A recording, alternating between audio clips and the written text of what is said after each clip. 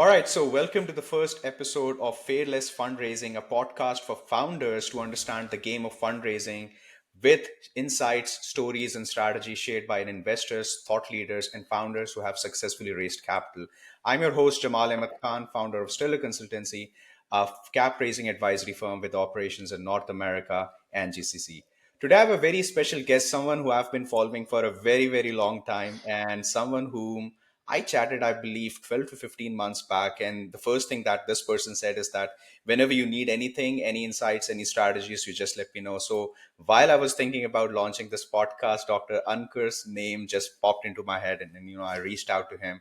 So a very quick background as to who Dr. Ankur is. So he's the principal founder of London Real Ventures, an investment firm that leverages media with cap raising advisory. So they have close to around 5 million subscribers on their social media, and they leverage this particular platform to really amplify the voice, the stories and narratives of the founders while providing the capital backing as well. And a very interesting background, Dr. Ankur was originally in medical field, and he transitioned into investment, and particularly investment into crypto and Web3. So very excited to have this conversation and see how it goes. Dr. Ankur, always a pleasure speaking to you, and appreciate you for taking out time for this particular conversation. Hey, Jamal, it's an absolute pleasure to be on here. And you said the first guest, so I love the way that you kicked it off. Super honored to be here and love to get into this. No, for sure. So, starting off, help us understand for the audience as to what was that point which made you realize that I need to transition from a very conventional, very stable medical field into investment, which can be very risky. Yeah, you make me go down memory lane. Look, I think a lot of it, if you know anyone in the healthcare field, the majority of us, at least the ones that I know, say we do health very well. But when it comes to finances, somebody else went to school for it, so I'm going to give them my finances to take care of. We did that for a while, and then what you end up realizing, no fault of their own, is that your money is not their money. Hmm. And so they will do things that are right for the job, but may not be necessarily right for you and what you're trying to accomplish. So kind of got fed up, right? With, hey, there's always an excuse for why the portfolio may not have done as well as I thought it should have. But when you don't know enough about finances, you really have no legs to stand on to say this is good or this is bad. True. And so that had gone on for a little while. And then COVID came around, kind of gave a little bit of a breather. And I said, look, it's time to take ownership of finances. It's time to learn about it. It's time to be accountable for it. You can't blame anybody, right? Yep. You can't point fingers and say you didn't make my portfolio grow when you yourself don't know what it takes to make it grow. So that was the start of everything. And then because of the mindset of taking care of your own finances and investing, that was also part of it. I came across crypto, the entire crypto world. And you mentioned London Real Ventures. That's, we are the investment arm of a media company. Mm-hmm. But that media company's been around for 13 plus years, of which I was an avid follower of. And one of the guests that came on, this was back in 2018, was talking about Bitcoin and was talking about ETH. Sounded very interesting. But like 99.99% of people, I didn't do a single thing about it until that same guest came back around in 2020. So the mindset was there. The guest came back on. It was just a perfect fit. And then I just came down this rabbit hole, and here I am now as a founding principal of early stage investments in Web3. Interesting. So you immediately started with crypto, which can be very risky. So what was that mental shift that you need to get into crypto, not stocks, not real estate, anything? So yeah, funny enough, no, it was stocks, it was equities. That's what kind of, because we had the portfolio. The portfolio was already being managed. So when I took ownership of it, put it on my own platform, and then had to manage that platform. So the mindset was already there from an investment standpoint. And then, like I said, it was just a perfect storm that crypto kind of reemerged onto my radar. And since I was already in investment mode, it was just a perfect fit. And look, COVID was good and bad. Yeah. For many reasons. True. But as a first time investor or beginner investor, you think the market always goes up because that's what happened. After the crash, things went crazy, right? They skyrocketed. And so it just became easy to invest at that point. But you learn afterwards, the real investing comes during the bear markets or when markets aren't great. That's the real time. Yeah, no, true. Perfect. So London Real Ventures has this media arm as well, and also the investment arm as well, right? So does that mean that you typically work with one specific sort of a startup, which can leverage the both the media arm and the investment arm? Is there one particular thesis for you working with startups? No, I mean, look, we will take any sector. All right. Doesn't matter if it's gaming, DeFi, doesn't matter what it is. Mm-hmm. Our whole thesis is around quality founders thinking long term, creating real businesses. That's what it is. And so what we do is we combine the media and the capital. It's Hmm. not as if we only invest in certain ones, but if they're good, then we'll put them on the media platform. That's not how we operate. All right. If we invest in you, Hmm. we think you're good, Hmm. which means now we're going to put you on our platform where you can organically share your story, right? Hmm. You know this very well. Yeah. Most founders get maybe 5 to 7 minutes, and it's always a pitch. Hmm. They can never get their story out. True. And B, maybe they don't really enjoy pitching. So you Hmm. don't get the same type of emotion from them. But Hmm. when you sit down with them for 2 hours, Hmm. now you get the emotion. Now it's a conversation. Now we can really pull things out. And that's what we highlight our founders for. Interesting, because I actually went through one of the podcast with a gaming founder, a founder of a gaming company, and he had this testimonial that my marketing team shared this particular insights that all of these clips that are being posted on our social media, they have been doing amazingly well, and better than all their prior social media followings. And I believe that was because that the interviews and the podcast style interviews were very natural, like nobody was pitching, nobody was selling. It was just about how you got started, what's the vision, what's the game about. And I believe that deeply resonates with the audience, especially in this particular space. Yeah, and I'll add to that. In our crypto space, there's no real professional media. Hmm. The extent is usually, what is it, a Zoom, a Yep. Google Meet. There's no high quality production, which Hmm. means how likely are you to consume the content? No matter how interesting the project is, Hmm. it still has to catch your eye and it still has to keep your attention. Hmm. That's what we brought to this space. It wasn't just we give you 2 hours, let's just sit down like you and I are today. Hmm. It's let's really wrap some Hollywood packaging around the story. Let's Hmm. make some sizzle reels. Let's make some trailers. So Hmm. now people actually want to consume it just like they would in Web2 world, right? The traditional markets. True, true. Very fascinating. There's one quality which you mentioned, that quality founders, and sometimes that can be very subjective, right? So, in your world, how would you define quality founders? It's always subjective. Yeah. That's the funny part, right? It's always subjective. Look, the easiest thing to say is, well, what have you done in the past? Hmm. If you've exited multiple times or you've at least tried multiple projects before, you're already a leg up. You know it's going to be a rough road, so Hmm. you're kind of already built for that. So that's one thing. But look, quality founders also means, well, who are you able to attract? Hmm. Who's on your team? Yep. Who are your advisors? Who are your other investors? Who's talking about you on social media? Who's following you? Hmm. That may seem very trivial, but you know this. I True. mean, the more buzz you have about you, the Hmm. more likelihood that there's something behind that buzz, Hmm. and Interesting. that's all part of it. So the easiest thing to point at is, hey, this founder exited 3 times. Hmm. Great. Now you're a quality founder, right? But Yep. even if you don't exit, it's who is really supporting you and pushing you forward. That kind of factors into what makes you quality. Interesting. So, for example, a founder who's a first-time founder, you know, quality background in terms of corporate experience and all that stuff, building something great, really passionate, has amassed very solid team. In order for where exactly he is to be where you are actually considering him to be a quality founder, what exactly does he need to do? While making sure, at the same time, considering the fact that he is short on capital, he's bootstrapping. So, what sort of strategies and what sort of activities can this particular founder do to create that buzz, to create that social media following and all that stuff? Yeah, look, social media following, first of all, can just be hype. Hmm. That's something we have to factor in. But look, you got to create product market fit. Hmm. Well, we're not going to really support an idea on a napkin. That's not going to Hmm. happen. We don't invest that early, right? So do you have it where people are buying your product or service? Are they actually engaging with it? If it's for free right now, do you have user growth? What are some of the metrics? Like, as much as quality founder is subjective, there are obviously some hard metrics. How much have you grown since you started? Right? What were some of the pitfalls? How do you want to navigate those going forward? Have you thought about the long term picture? One of the things that we always base our assessment on is conversation like this. Hmm. We have our founders come on and talk to us, Hmm. pitch to us. We want to speak to them. Yep. And it's not always about the X's and O's. How much did you grow month over month? It's a real feel. You Hmm. know this as you speak to a founder and you ask them hard questions. A lot of times it's not the answer.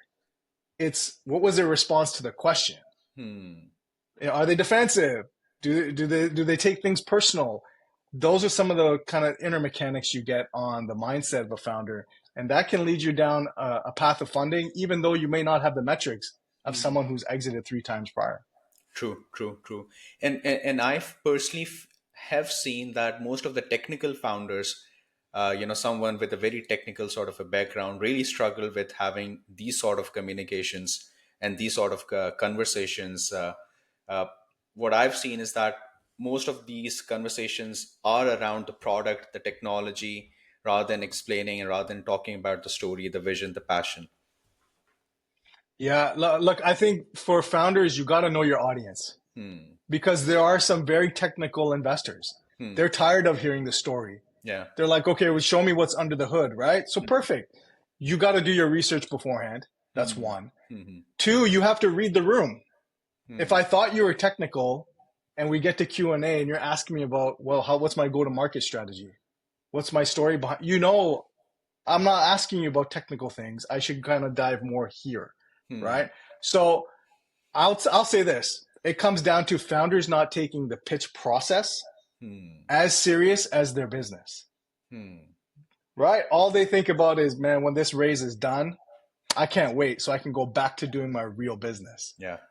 But the real business is the pitching. Hmm. And if they took it that seriously, then it would be a very different story when they have it. And I'll add this: I don't care if you can tell stories like you're narrating a movie, Hmm. or you don't need to give an Oscar-winning speech. That's not what you need to do. True. You just have to communicate clearly, and Hmm. that happens, as you know, from practice. True. Not many will practice. Yeah. No, very fascinating. And in crypto space, especially in Web3 and crypto, I've seen a lot of founders trying to do a lot of things. We have a DeFi, we also have AI capabilities, we also have NFTs, there's a multiverse sort of a platform as well. So for founders at this particular stage, at an early stage where they have some sort of traction, but trying to do a lot of things, what sort of advice do you have for them, especially coming from an investment sort of a background? Look, in our space, whether you like it or not, narratives matter, Hmm. right? Like if right now, if you're trying to create the next metaverse, the next sandbox, Hmm. good luck. It's Yep. going to be very hard for you to find funding. So, but on the flip side, everybody and their mother is trying to do an AI agent right now. True. So it's a very noisy space, right? Doesn't matter what it is, there's an AI agent somehow involved. Yeah. So I think as a founder, you got to find something that you like, that Hmm. you're passionate about. Hmm. Yeah, narratives are going to matter, but you're the one that has to go through the ups and downs. Hmm. You're the one that's going to have to go through the no's of many investors. I don't understand what you're doing. It's too crowded. It's not crowded enough. You're going to get all these things, and they're all going to be on opposite ends of the spectrum. So, as a founder, if you have a personal problem with a space, even better. You know exactly who you're targeting, people like yourself. Hmm. I think you just need to be passionate about what you're creating, and then everything irons out as you just continue down the rabbit hole. Interesting. Interesting.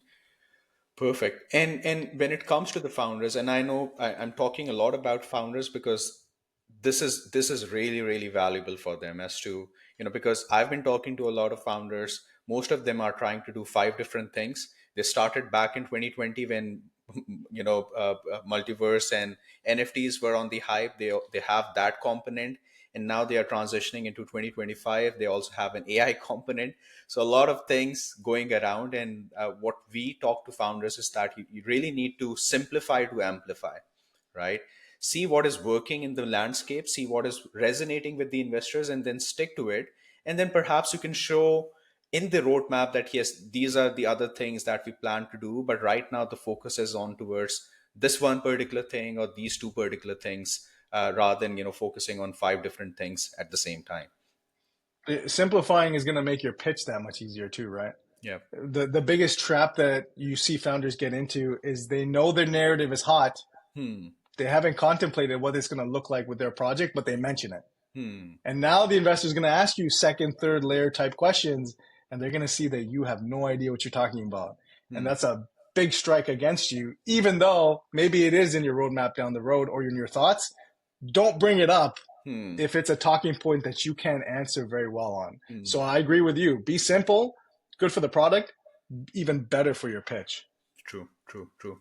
And when it comes to the founders, what do you feel uh, are those top three red flags that you have seen time and time again, which makes you say, all right, so this guy has literally wasted my time?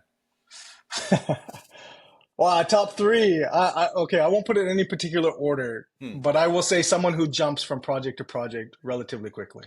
Hmm. Right? Every 3 months they've now messaging me and say, "Hey, I'm started something new," or "I've joined this team," and they can't stick it out any which way Hmm. to really gain any traction. So you know the attention span is a problem, right? Because look, I mean, you look at all the successful companies right now when they were startups early on, Hmm. rough patches.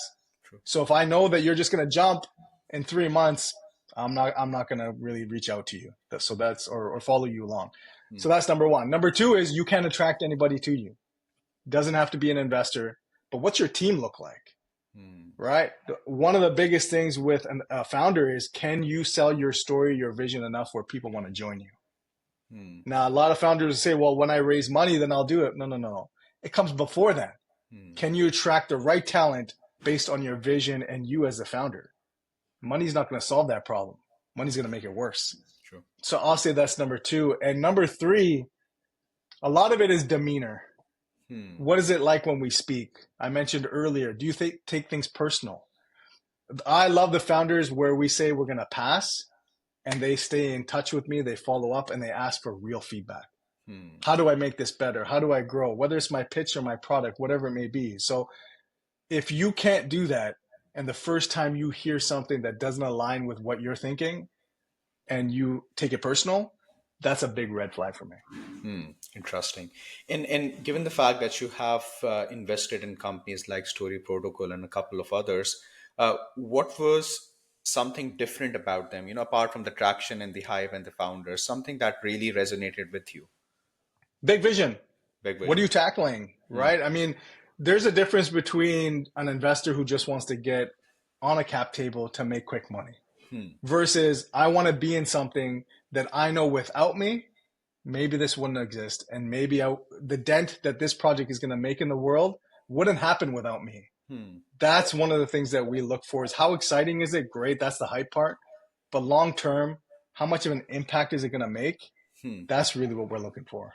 Interesting. And how do you weigh in the big vision and the impact and the ability to execute? I mean, do you gauge this based on the traction or anything else? Yeah, look, anybody can have a big vision, right? Yeah. I could say I want to create the next Amazon plus Google combined. Well, you just make anything up. Hmm. So, what's my history though? Have Hmm. I exited before? Have I done something big in the past where the exit alone is just an indication of you executed? Hmm. That's it, right? So, when we talk about $500 million exit, $1 billion exit, that just speaks to your level of execution. Hmm. So that's a big thing. So, the bigger the vision, you got to have something supporting you, or or you have that personality that just makes me want to support you. Maybe you have no pedigree. Maybe you didn't go to an Ivy League school. Maybe you've never started a business before. Hmm. You tell me a great vision and you and I connect in a certain way that says, look, I got to support Jamal. I don't know where it's going to go, but I know it's going to go somewhere that I want to be a part of. That's a big part of the process. True. Interesting. I was actually speaking to a founder who took an exit, and it was an IPO based exit. But the same founder was actually struggling to raise capital. He was not from the Web3 or crypto space primarily. I believe he was in cybersecurity. But sometimes I do see founders with credible background thinking that they would be able to raise capital, but still struggle to raise capital. Absolutely. There's no guarantee that because you've done it in the past, you're going to do it again. And especially when it comes to those in Web 2 transitioning to Web 3, Hmm. they have a really hard time because Web3 investors know that while your business may be sound, you still need to deal with community. You still Hmm. need to deal with tokenomics. That's a whole different beast. So even if your business is great, but your token tanks, it Hmm. crashes through the floor, the entire Web3 community is going to think that you are a scam, Yep. even though you're not.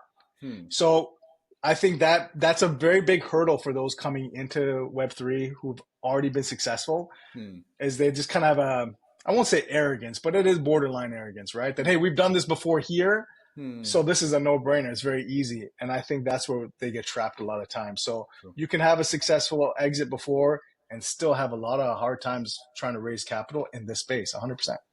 Interesting. And when it comes to Web3 and crypto, what I've also seen is that, you know, and I speak to these people who have been trading huge volumes of crypto.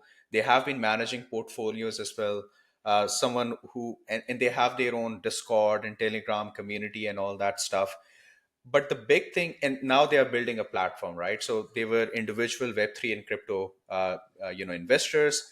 They now have some sort of a bot, some sort of a community, so they have some sort of hype behind them. But now they are building one particular platform. It can be for trading or for different avenues, but they still struggle with connecting with investors or raising institutional money. They have been able to raise money from let's say retail investors or their friends and family, but when it comes to institutional money, 2 million, 3 million, 5 million plus, that is what their struggle is. So what do you think is missing in such particular founders? They have good experience, good community, but still struggle to raise institutional money. Yeah, it usually comes down to communication. Hmm. Why are you different? Here's where a lot of founders struggle. When they pitch, all they ever hear is their own pitch. The investor who's coming to the table probably heard two or three pitches similar to that one founder's pitch that same day. So Hmm. while the founder thinks they're the only one in the space or one of the rare ones, that investor may have already seen 5, 6, 7, 10 variables of that particular project. So you really need to articulate, why are you different? Hmm. What's the big vision? And why are you the ones to solve it? Hmm. If you can really get that clarity across with enthusiasm, with a certain level of personality that somebody wants to engage with you again, Hmm. it's very difficult not for you to get a follow-up. I'll put it that way. Hmm. Interesting. And when it comes to the team composition, what sort of team dynamics are you looking for? Someone with a technical background needs to be there. Someone with community sort of a background. Like, what are the dynamics that you're looking for in a team? Yeah, look, I mean, it obviously depends on what stage that team is at, right? But of course, look, the CEO, to me, you've got to sell the vision. Hmm. You have to, like, I've seen a few projects now that'll let their CTO run with their pitch. And you should have a CTO. There should be someone technical there in case definitely you get some technical questions. Hmm. But to me, the CEO needs to run the entire story part of it, Hmm. right? So look, in my estimation, if all you had was a great CEO, someone who can sell the vision, and a great CTO, you would get very far with just those two people. Hmm. Then as you scale, of course, you need the strategy, you need the biz dev, you need all that kind of stuff. But that comes with time. Yep. And I think a lot of times in the beginning, founders maybe try to pass off certain tasks Hmm. too early. Yeah. So to answer your question, for me, CEO, CTO, you're off to the races. Interesting. Interesting. Perfect. And I've seen and I've gone through London Real Ventures website. It seems that you guys have also co-invested with A16Z and Coinbase Ventures. Like, how exactly is co-investing different from your own individual investment, and what are the considerations that are usually made in that particular phase?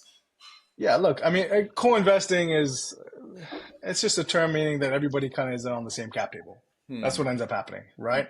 And so the question is, how do you get into the deals where the A16s are involved? Hmm. That's really right. That's because they want everything for themselves. If they're in a deal, why do they want anybody else? True.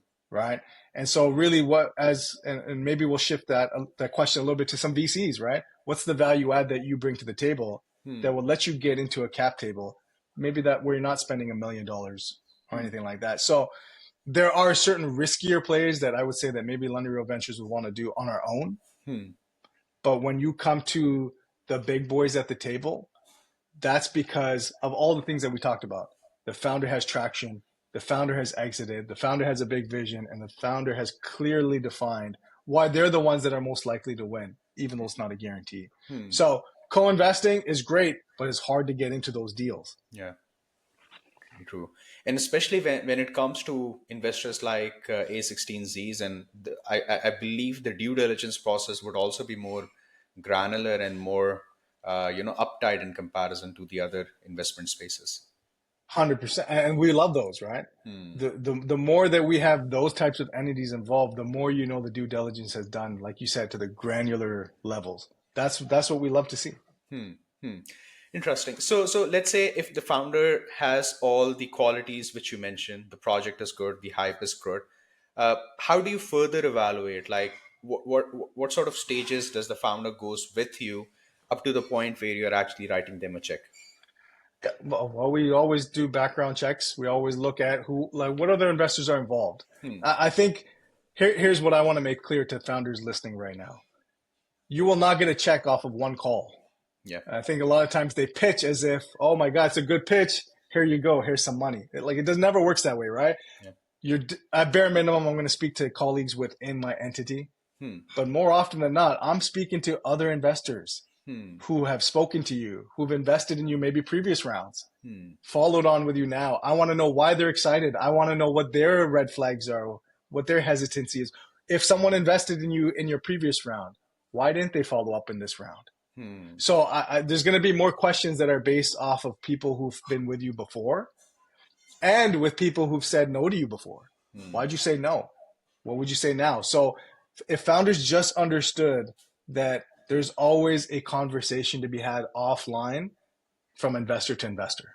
Hmm. And that's why I know you didn't ask this question, but I want to go here. Yeah. This is why your pitch needs to be clear and concise, Hmm. because I will not bring up your project to another investor Hmm. if I, one, can't explain what I heard, True. and two, if I can't answer that investor's questions, Hmm. because I don't want to look stupid in the process. True.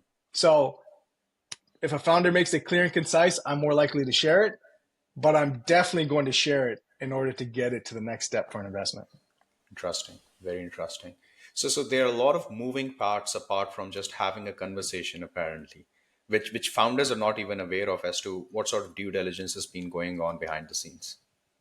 Yeah, look, it's easy for me to say, give me your financials, Hmm. like that type of due diligence. Hmm. But there's that soft due diligence of, well, let me speak to people around you Hmm. and let me see what they have to say. You might have the best business, but all the investors saying so and so is hard to work with, Hmm. doesn't listen. I'm not investing because they didn't listen to what I said in the last round. So all of those things are going to matter.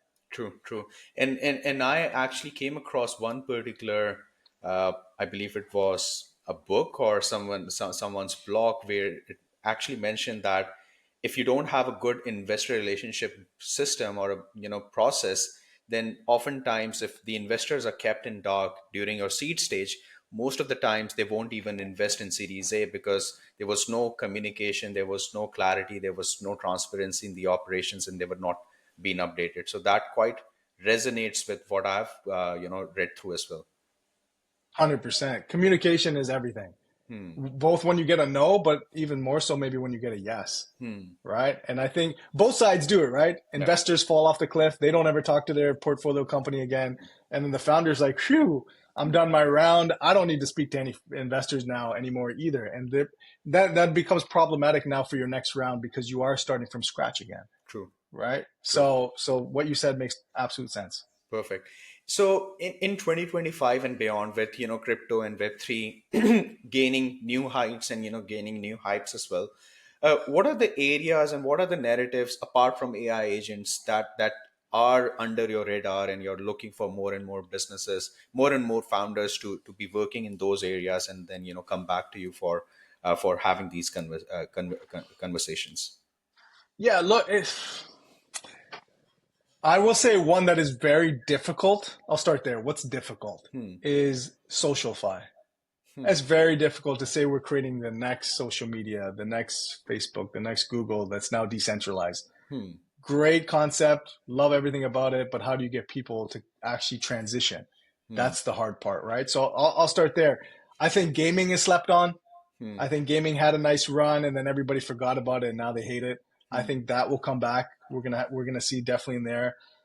I would say the DeFi space as well. Hmm. A lot is happening where, as you know, the user experience was terrible. Hmm.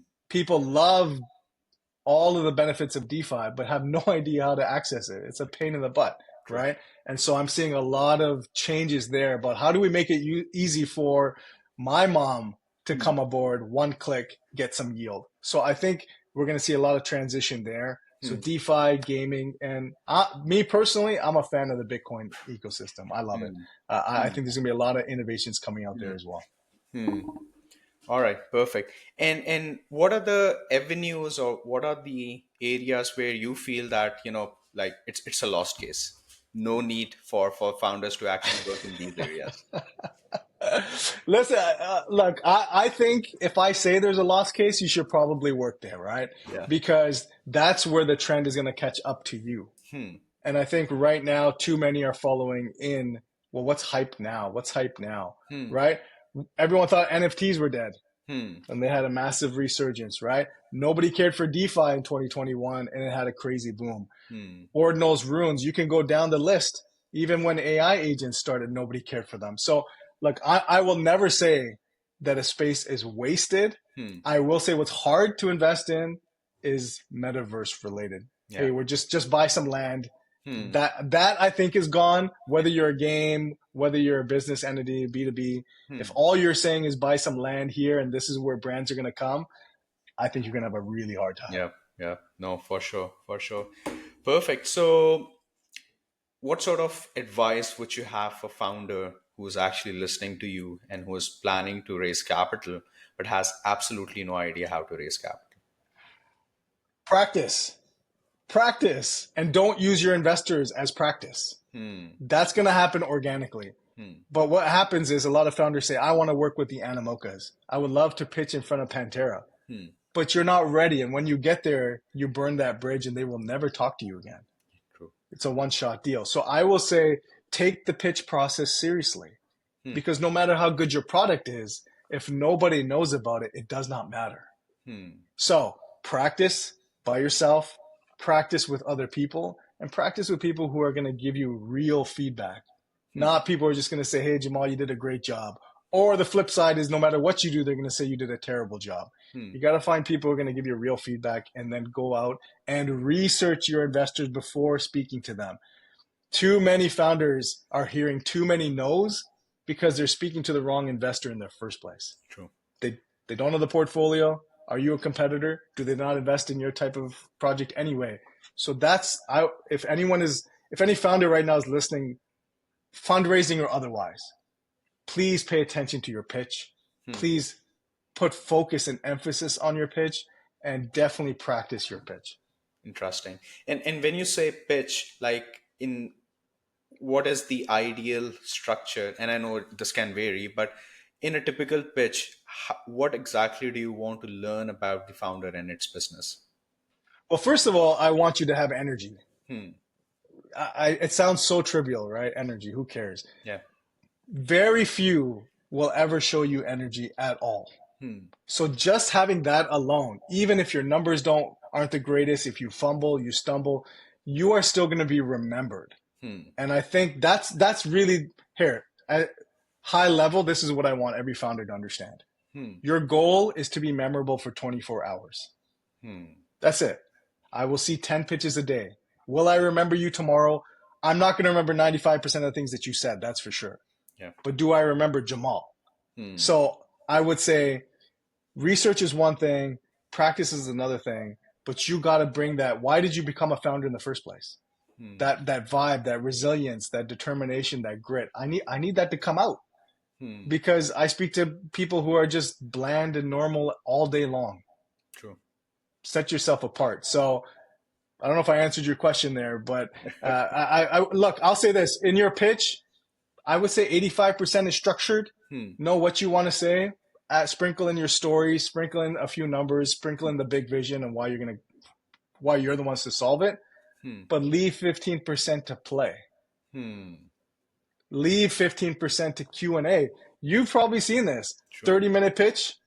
That's your allotted time. They will pitch for 27 minutes and leave 3 minutes for Q&A. Yep. That is horrible. You lost them. Hmm. So leave enough time for Q&A and have some fun. That I'll say this. Everyone takes it so serious. Have some fun in the Yep. process. Yep. I have seen that the best pitches are not really pitches, they are just conversations. And in a way where founders are actually enjoying the process rather than taking this as, a to-do task in their list of do's. Because that bleeds out into your conversation. Yep. If you come in thinking, oh, I don't want to do this, Hmm. that vibe is there. Hmm. Whether the investor knows that's there or not, the feeling they leave is nothing special in this one. True. So 100% agree with you on that. True, true.